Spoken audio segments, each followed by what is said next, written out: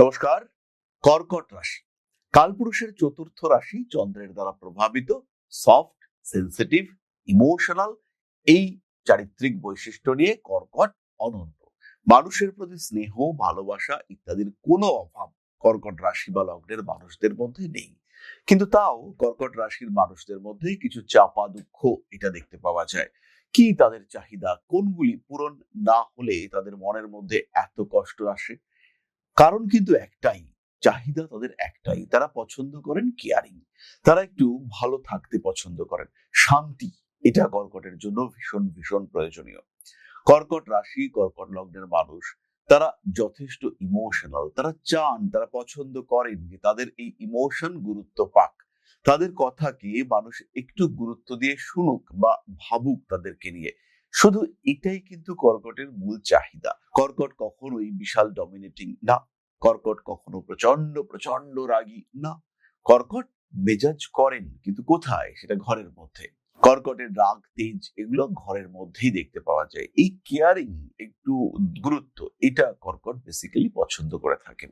কর্কট একটা কিছু বলেছেন, কর্কটের প্রত্যেকটা কথার মধ্যে কিন্তু ইন্টারঅ্যাক্টিভ বিষয় থাকে। কর্কটের প্রত্যেকটি কথার মধ্যে কিছু ক্রিয়েটিভিটি লুকিয়ে থাকতে দেখতে পাওয়া যায়। এবং কর্কট রাশি বা লগ্নের মানুষদের কাছে কিন্তু সলিউশন দেওয়ার ক্ষমতা আছে। কিন্তু যখন মানুষ কর্কটের সেই সলিউশনকে গ্রহণ করে না, তখন কিন্তু কর্কটের মাথা গরম হতে থাকে। কর্কট তখন অস্থির হতে থাকেন। বেসিক্যালি কর্কট রাশি বা লগ্নের মানুষদের বোঝার ক্ষমতা, এটা বাইরের লোকেদের বা অন্যান্য রাশির মানুষদের অনেকটাই কম থাকে। কর্কট সফট, নিজের ইচ্ছে বা নিজের চাহিদাকে জোর করে কারোর উপরে চাপিয়ে দেওয়ার মেন্টালিটি নেই। কোথাও একটা মিটিং চলছে, কর্কট শুনতে পছন্দ করবেন। কর্কট অত্যন্ত স্বাধীন চেতা। তার এই স্বাধীনতা রক্ষা, এটা কর্কটের ভীষণ প্রয়োজনীয়। বাধা বিপত্তি, প্রতিবন্ধকতা, অশান্তি যাই জীবনে আসুক না কেন, কর্কট কিন্তু পছন্দ করেন নিজের মতো করে, নিজের সব প্রতিভাভঙ্গিতে এগিয়ে যাওয়া।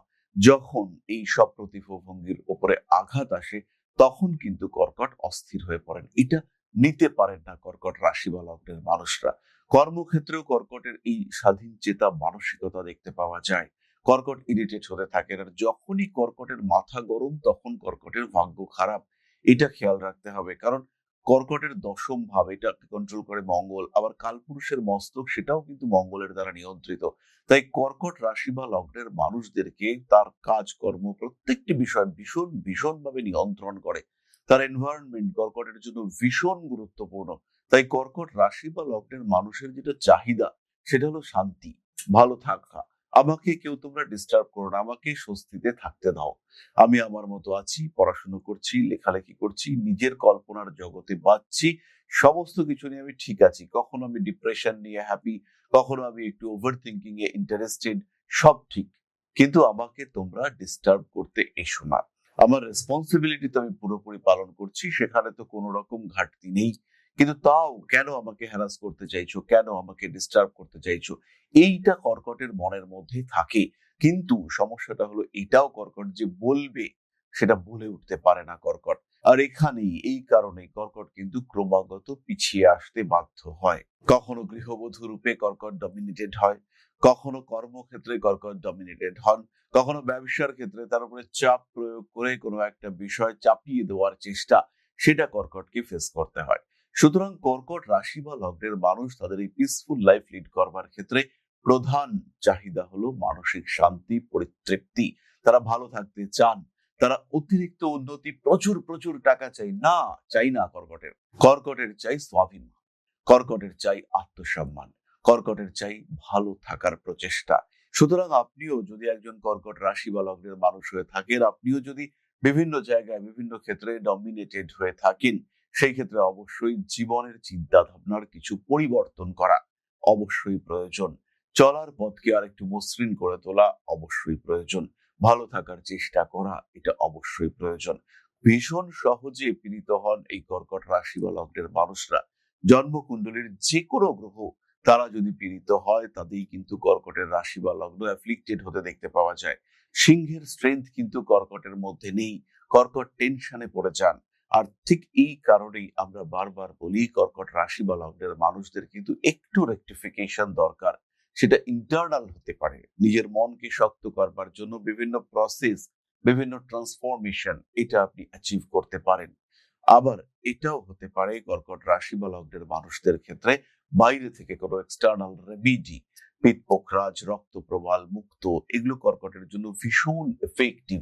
ইনফ্যাক্ট কর্কট রাশি বা লগ্নের মানুষ সঠিক মাপের পান না, এটাও কিন্তু তারা পড়তে পারেন, তাদের ক্ষেত্রে এটা কিন্তু অনেক বেশি এফেক্টিভ রেজাল্ট দেয়। আমরা সাধারণত দ্বাদশপতি, তৃতীয়পতি, অষ্টমপতি, ষষ্ঠপতি এদেরকে বুস্ট করতে চাই না, কিন্তু কর্কটের ক্ষেত্রে কিন্তু ব্যাপারটা ডিফারেন্ট। অবশ্যই সাপোর্ট সিস্টেম ঠিকঠাক রেখে কর্কট এমেরাল্ড পান্নাও ধারণ করতে পারেন। সুতরাং জীবন যেহেতু আপনার, তাই সিদ্ধান্ত আপনাকেই নিতে হবে। কেন আপনি ডমিনেটেড হয়ে থাকবেন? কেন আপনি নিজের জীবন সম্পর্কে জানবেন না? কেন আপনি নিজেকে আরেকটু বেশি ভাবে উপলব্ধি করবেন না? এই সমস্ত কেনর উত্তর আপনাকে দিতে পারে জ্যোতিষশাস্ত্র এবং আপনার জ্যোতিষ বন্ধু। তাই অপেক্ষা না করে নিজের জীবনকে আরেকটু সুন্দর, আরেকটু মসৃণ করে তুলতে অবশ্যই জ্যোতিষ বন্ধুর পরামর্শ নেওয়া যেতে পারে। তাহলে আজকে এই পর্যন্তই। মায়ের আশীর্বাদ থাক আপনার উপর। জয় মা আদি শক্তি। নমস্কার।